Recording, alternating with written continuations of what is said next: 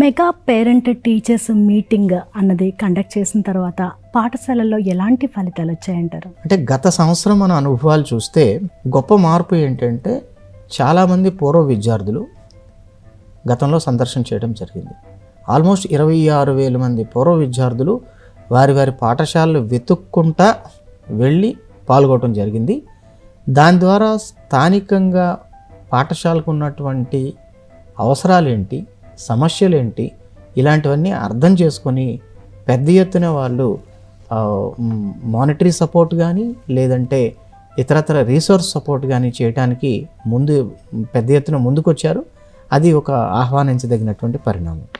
రెండవ గొప్ప పరిణామం ఏంటి అంటే ప్రజాప్రతినిధులందరూ వారి ఎజెండా అన్నీ పక్కన పెట్టి పాఠశాల అనేది ఒక రాజకీయేతర వేదిక, విద్యార్థులకు విద్యను అందించేటువంటి ఒక పవిత్ర స్థలం అని చెప్పి భావించి వాళ్ళ పార్టీ కండువాలన్నీ పక్కన పెట్టి ఆ రోజు పాల్గొనడం జరిగింది. పాల్గొనటమే కాకుండా స్కూల్ డెవలప్మెంట్లో తల్లిదండ్రులు పూర్వ విద్యార్థులే కాకుండా